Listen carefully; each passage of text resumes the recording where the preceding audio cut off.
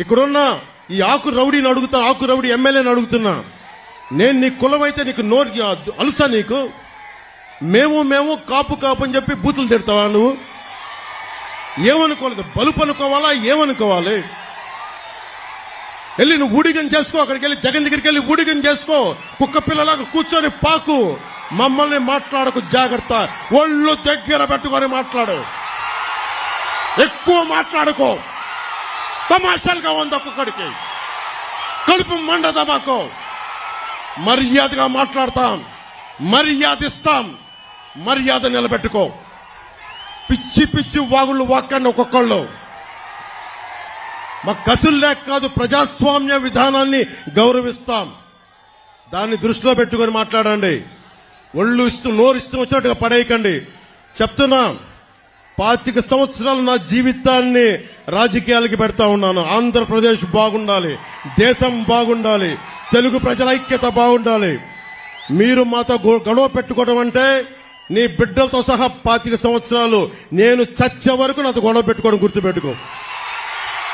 ఎవరన్నా సరే, నిన్న కూడా జగన్ మాట్లాడుతా భీమవరంలో నేను కూర్చొని మార్చేసుకున్నానంట. భీమవరం నుంచి మార్చానంట. ఏదైనా మాట్లాడితే కూర్చోబెట్టి వ్యక్తిగతంగా మాట్లాడతాడు. ఏ రోజన్నా సరే జగన్ గారి సతీమణిని నాకు అంటానికి ఎంతసేపు పడుద్ది? పెళ్ళాం అనే పదప్రయోగం వాడతామా మనం అసలు? ఈ దిగజారుడు ముఖ్యమంత్రి దిగజారిపోయాడు.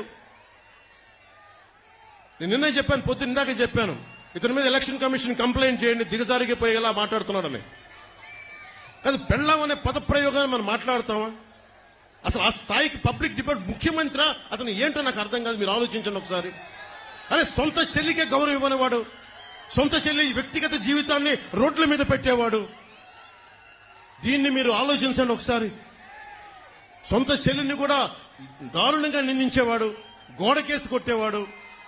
సునీత గారు వైరాలజిస్ట్, ఆవిడని కూడా ఇబ్బంది పెట్టేసేవాడు. చంద్రబాబు గారు ముఖ్యమంత్రిగా ఉన్నప్పుడు ఏ రోజున్నా సరే ఆయన నిజంగా జగన్ లాగా ఉంటే అసలు జగన్ తిరగలిగేవాడా? రోడ్ల మీద తిరగలిగేవాడా? ఆయన నిజంగా ఎంతో చాలా వరకు ప్రజాస్వామ్యాన్ని పరిరక్షించే వ్యక్తి. నేను కూడా ఆయనతో విభేదించాను. నన్నేమో ఆపలేదు, ఎక్కడ నాకే పోలీస్ ప్రొటెక్షన్ తగ్గించలేదే, నాకెక్కడ పర్మిషన్ డినై చేయలేదే. అందుకే నాకు ఆయనంటే గౌరవం. ప్రతి నాయకుడికి ఇంకోళ్ళకి విభేదాలు ఉంటాయి పాలసీ పరంగా, అవి ప్రజలకు సంబంధించి తప్ప ఏ రోజు కూడా ఆయన కూర్చొని అప్రజాస్వామికంగా ఆయన ప్రవర్తించాల. జగన్ ఈ రోజు కూర్చొని మేము రోడ్ల మీదకి రావాలంటే అన్ని ఆంక్షలు పెడతాడు. అతనే కొట్టుకొని మా మీద నెపం పెడతాడు. ఇంకొకసారి జగన్ని మీరు కేవలం వచ్చే ఎన్నికలు కాదు, రాజకీయాలను అతని పక్కన పెట్టకపోతే ఆంధ్రప్రదేశ్ కాదు దేశానికి కూడా ఇలాంటి నాయకులు చీడ పురుగులు. మీరు దయచేసి బలంగా పెట్టుకోండి. మీరు గనుక బయటికి వచ్చి బలంగా ఈ రోజున చిన్న చిన్న ఉత్సాహం కాదు, పాలపొంగులకు రాకుండా నిజంగా లోతుగా అధ్యయనం చేయండి. మీ భవిష్యత్తు ఇది. నా భవిష్యత్తుకి ఇబ్బంది లేదు, చంద్రబాబు గారి భవిష్యత్తుకి ఇబ్బంది లేదు, ఆయన కుటుంబానికి ఇబ్బంది లేదు. కానీ ఇన్ని కోట్ల మంది ప్రజల భవిష్యత్తుని ఒకళ్ళు బాధ్యత తీసుకోవాలంటే చాలా కష్టమైన పని. మా సైజులు మేము తగ్గించుకున్నాం. చంద్రబాబు గారు దాదాపు ఎన్డీఏ కన్వీనర్ గా ఉండి, జాతీయ స్థాయిలో ఎన్డీఏ కన్వీనర్ గా ఉండి ప్రభుత్వాలు నడిపి కేంద్ర ప్రభుత్వానికి కీలకమైన వ్యక్తిగా ఉండి ఈ రోజున తగ్గి ఆయనకి ఎమ్మెల్యేలు కుదించుకొని తగ్గించుకొని వచ్చారు. అలాగే నాకు కూడా ఓట్ పర్సంటేజ్ పెరిగి కూడా నేను తగ్గించుకున్నాం. మనకి బలమైన బందర్ను కూడా తెలుగుదేశం పార్టీకి వదిలేశాం ఈ రోజున కొల్లు రవీంద్ర గారిని గెలిపించడానికి. దీనికి కారణం ఏంటంటే ఓటు చీలకూడదు. ఎందుకు చీలకూడదు? మీ భవిష్యత్తు కోసం, మీకోసం పనిచేసే వాళ్ళు కావాలి, రైతాంగాని కోసం నిలబడగలిగే వాళ్ళు కావాలి, మత్స్యకారుల కోసం నిలబడగలిగే వాళ్ళు కావాలి, అలాగే కూర్చోబెట్టే యువతకి ఉపాధి అవకాశాల కోసం నిలబడగలిగే వాళ్ళు కావాలి. అసెంబ్లీ అంటే బూతులు తిట్టేవాళ్ళు, వ్యక్తిగత జీవితాన్ని నిందించేవాళ్ళు మీ భవిష్యత్తు కోసం ఎప్పుడు ఆలోచిస్తారు? నిజంగా చెప్తున్నాను, నేను మీకోసం మీరు ఊహించుకోండి. ఫస్ట్ టైం అసెంబ్లీలో 5 సంవత్సరాల తర్వాత డిబేట్స్ చాలా ఆరోగ్యవంతంగా ఉంటాయి. పవన్ కళ్యాణ్ గారు కూడా నా గురించి మాట్లాడారు. ఆయన వారంటారు, నేను వారిని బూతులు తిడుతున్నానంట. జగన్మోహన్ రెడ్డి గారిది ప్రాపకం కోసం ఏం చేయాలంటే ఏంటండి అది ఏదండి ఇక్కడ ఇప్పుడు ఆయన మాటలన్నీ ఎక్కడ ఉన్నాయి. ఆయన మాటలు మాట్లాడాడు పవన్ కళ్యాణ్ గారు. ఇది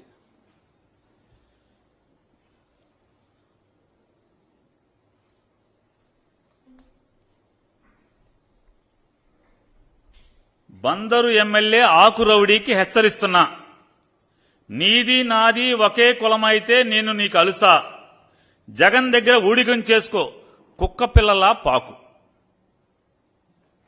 నేను ఆయన అడుగుతున్నా,